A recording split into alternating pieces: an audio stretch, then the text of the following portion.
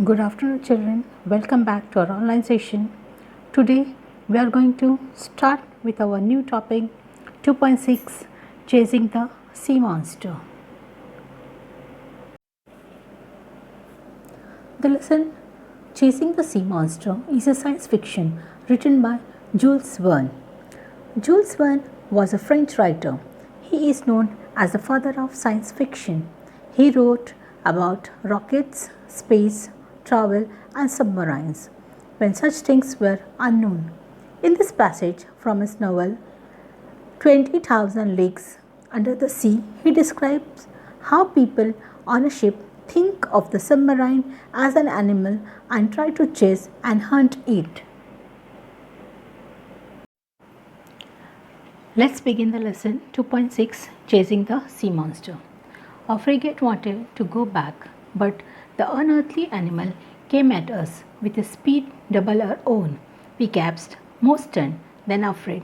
We stood mute and motionless. The animal caught up with us, played with us. It made a full circle around the frigate and wrapped us in sheets of electricity that were like luminous dust. At any instant, it could have dashed against a ship.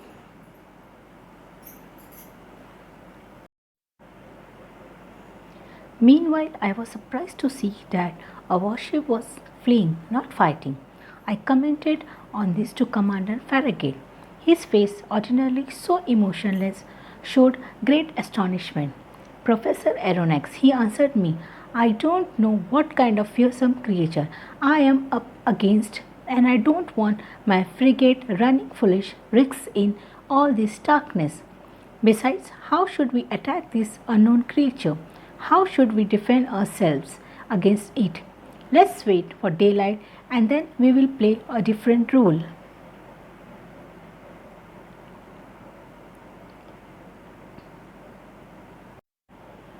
The whole crew stayed on their feet all night long. No one even thought of sleeping. Unable to compete with the monster's speed, our frigate, the Abraham Lincoln, slowed down. For his part, the animal mimicked the frigate, simply rode with the waves, but did not leave the field of battle.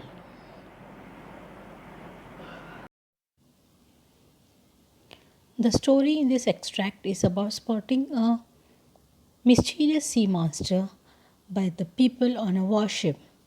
The story revolves around the chase between the warship frigate and the sea monster. The warship frigate, named Abraham Lincoln, captained by Commander Farragut, along with the Professor Pierre Aronnax, a French marine biologist and narrator of the story. A master harpoonist, Ned Land, and the other crew member chased the sea monster.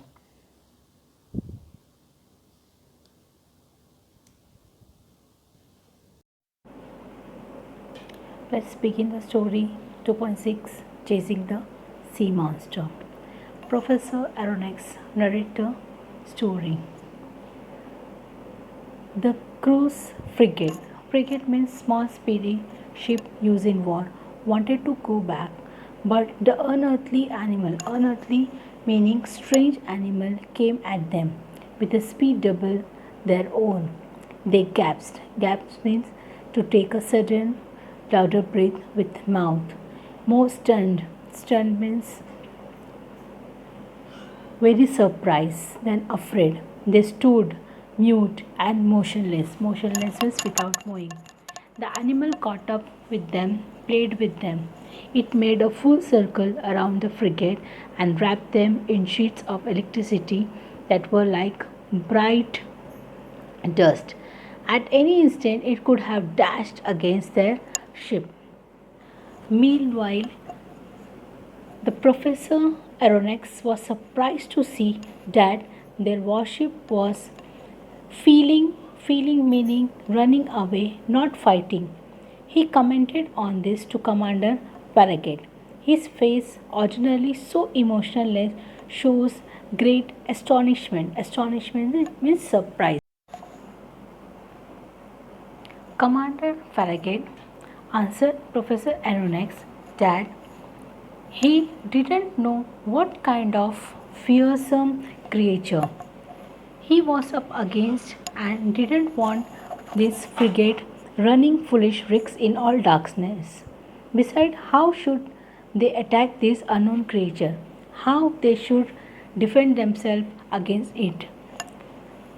Let they said, let us wait for daylight and then they will play a different role. The whole crew stayed on their feet all night long, not even thought of sleeping. Unable to compete with Moses's speed, their frigate, the Abraham Lincoln, slowed down.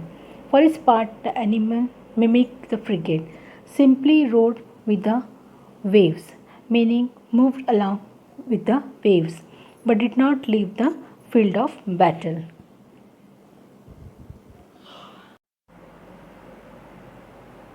However, near midnight, it disappeared, or to use a more appropriate expression, it went out like a huge glowworm. Had it fled from us, we didn't know, and were filled with fear and hope at the same time. But at 12:53, a deafening hiss could be heard, resembling the sound made by a waterspout expelled with tremendous intensity. By then, Commander Farragut, Ned Land, and I were on the afterdeck, peering eagerly into the darkness. Tell me, Ned Land, isn't that the noise citizens make when they spread water from their blowholes? The very noise, sir, but these ones way louder, so there can be no mistake. There is definitely a whale lurking in our water.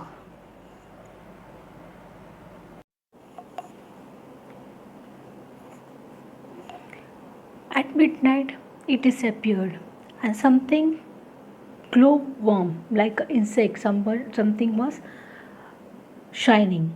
So they thought, had it fled away from them? They didn't know, and were filled with fear and hope at the same time. But at 12:53, a deafening sound could be heard, resembling the sound made by a waterspout expelled with tremendous intensity. Intensity means with a great speed. By then, Commander Farragut, Ned, and Professor Aronnax were on the afterdeck. Afterdeck means on the deck, peering eagerly into the darkness.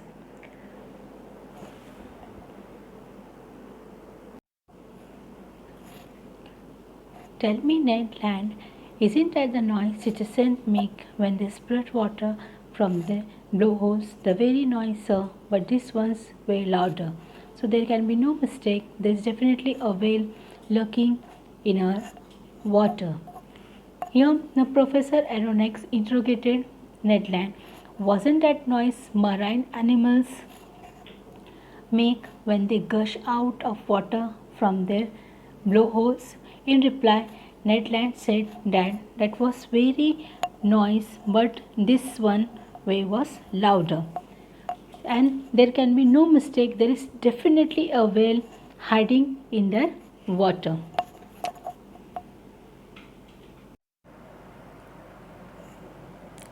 Nearly 2 o'clock in the morning, the core of the light reappeared 5 miles away from the Abraham Lincoln. We stayed on the alert until daylight, getting ready for action. Whaling gear was set up along the railings.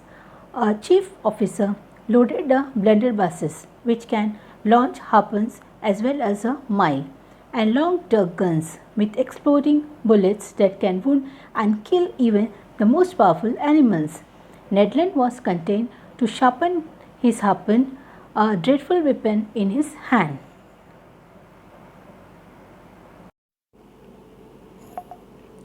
Near 2 o'clock in the morning, the core of light reappeared 5 miles away from the Abraham Lincoln. They stayed on the alert until daylight, getting ready for action.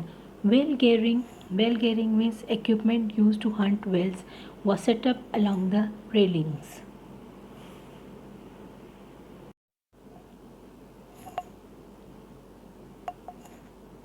Their chief officer loaded the blunderbusses. Blunderbusses means a short, large board gun firing metal balls which can launch harpoons. Harpoons means a spear attached to a rope and thrown or fired from a gun to hunt whales or large fish. As far as mile, and locked up guns and exploding bullets that can wound and kill even the most powerful animals. Leadland was contained. Contained means happy to sharpen his harpoon, a dreadful weapon in his hand. At 6 o'clock, day began to break, and with the dawns means early morning, early light, the animal's electric glow disappeared. At 7 o'clock, a very dense morning mist means a water droplet spread around them. Their best spyglasses. Spyglasses means you can see in the picture, we can see the distance thing from these glasses. We are unable to look it. The outcome disappointment and anger. At 8 o'clock, the water droplets rolled away and the horizon grew wider, and now they can see clear, wider and clear. Suddenly, Ned Land's voice could be heard. He shouted, "There is the thing in question, astern to port." Astern means backward to the port. The harpooner shouted. Every eye looked towards the point indicated.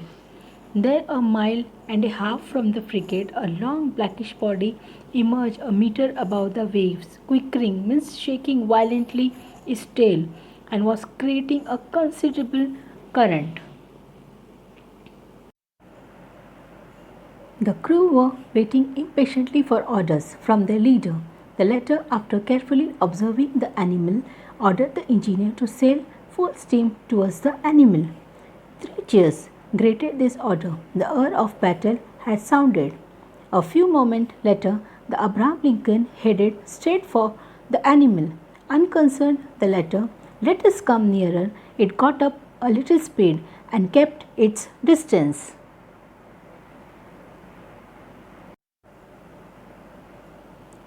This chase dragged on for about 3/4 of an hour, without the frigate getting any closer to the sea animal. At this rate, it was obvious that we would never catch up with it. The Abraham Lincoln gathered speed, but so did the animal. This went on for the next hour, and the Abraham Lincoln was now speeding so much that its masts trembled down to their blocks.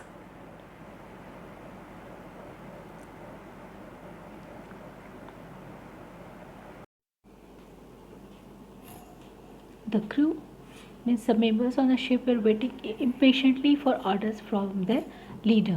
The latter, after carefully observing the animal, ordered the engineer to sail full steam. To sail full steam means to sail at full steam towards the animal. 3 cheers greeted this order. The hour of battle had sounded. A few moments later, Abraham Lincoln headed straight for the animal. Unconcerned, the latter, "Let us come nearer." It got up a little speed and kept its distance. This chase dragged on for 3/4 of an hour, without the frigate getting any closer to that sea animal.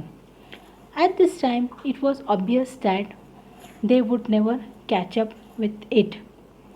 The Abraham Lincoln gathered speed, but so did the animal. This went on for the next hour. The Abraham Lincoln was now speeding so much that its mast means tall upright trembled. Trembled means broken down to their blocks. What a chase! No, I can't describe the excitement that shook my very being. Ned Land stayed at his poach harpoon in hand. Several times the animal let us approach. Then, just as the harpooner was about to strike, the citizen would steal off swiftly. Commander Farragut then decided to use more direct methods. "Bah," he said, "so that the animal is faster than the Abraham Lincoln? All right, mate, man the gun in the bow." A forecastle cannon was immediately loaded and levelled. The cannoneer fired a shot, but his shell passed some feet above the citizen, which stayed half a mile off. "Over to somebody with better aim," the commander shouted, "and $500 to the man who can pierce that infernal beast."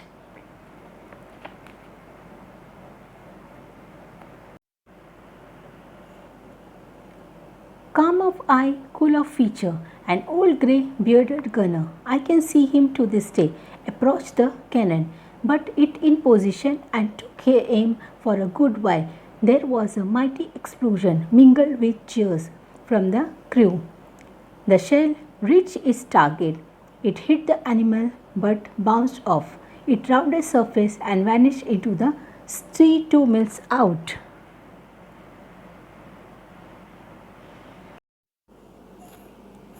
What a chase! Professor Aronnax couldn't describe the excitement that shook his very being, his deepest belief. Ned Land stayed at his post, harpoon in hand.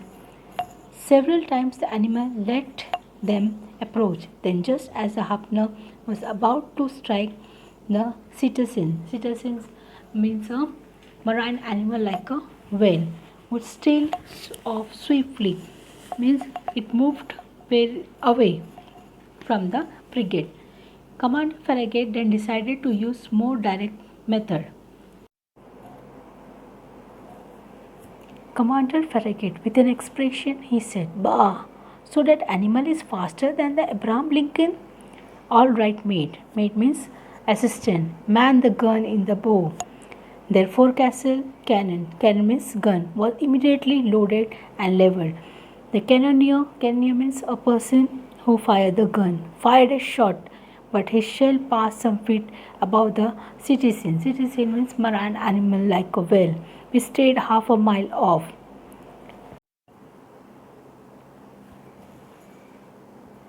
On seeing this, the commander shouted, "Over to somebody with better aim." The commander said, "Bring somebody with a better aim and $500 to the man who can kill this infernal beast," means extreme annoying animal.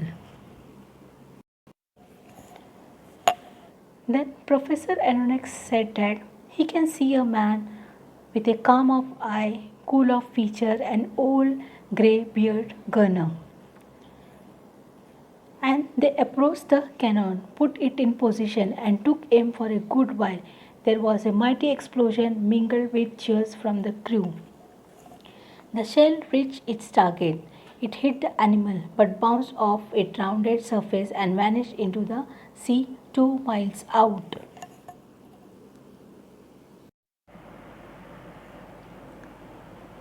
"Oh, drat," said the old gunner in his anger.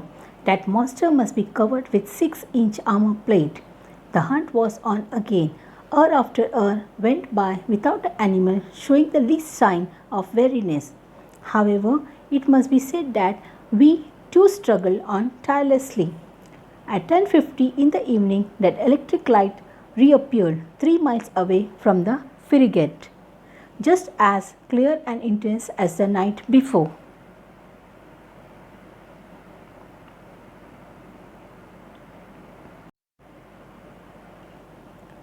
The monster seemed motionless. Was it asleep? Perhaps, weary from its workday, just riding with the waves. This was a chance, and Commander Farragut decided to take full advantage of it. He gave his orders. The frigate approached without making a sound, stopped 2 cable lengths from the animal. A profound silence regained over the deck. We were not 100 feet from the blazing core of light, whose glow grew stronger and dazzled the eyes.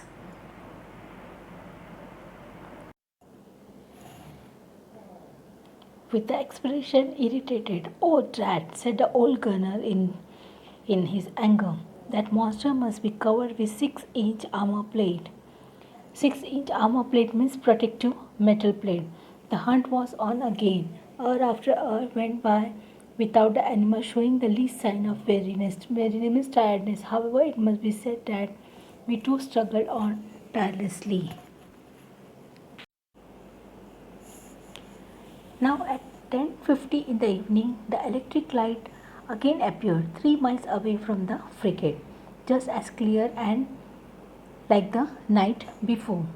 The monster seemed motionless. Was it asleep? Perhaps, weary from its workday. Weary means very tired from the workday, just riding with the waves. This was their chance, and Commander Farragut decided to take full advantage of it. He gave his orders. The frigate approached without making a sound, stopped 2 cable lengths from the animal. A profound silence, a very long silence reigned over the deck, over the ship. They were not 100 feet from that blazing core of light, whose glow grew stronger and dazzled the eyes.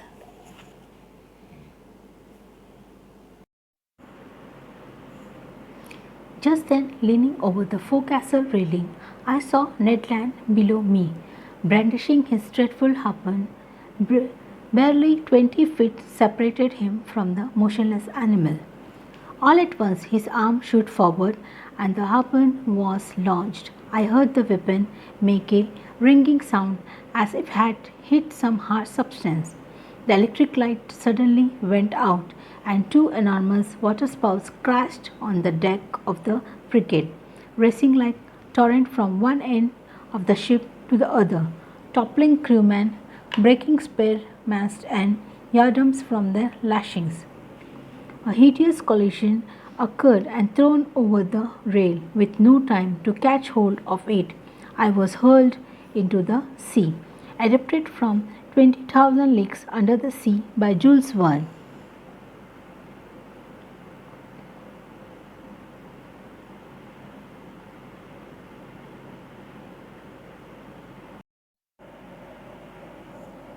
Just then, leaning over meaning bending forward, the forecastle, his forefront railing, Professor Aronnax, Ned Land below him, brandishing, meaning to move or swing back and forth weapon, his dreadful harpoon.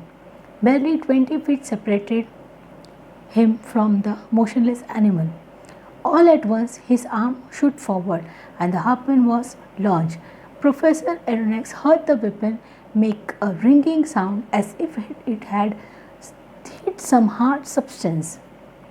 The electric light suddenly went out and 2 enormous water spouts crashed into the deck of a frigate, racing like a torrent. Torrent means strong moving water from here and there, from one end to other end of the ship. Toppling crewman, overturning crewman, breaking the spare mast, yardarm meaning outer extra of the ship, from the lashing. Lashing means cord used to fasten something. A hideous collision. Hideous means a horrific clash occurred and thrown over the rail with no time to catch hold of it. Then Professor Aronnax hurled into the sea. Adapted from 20,000 Leagues Under the Sea by Jules Verne.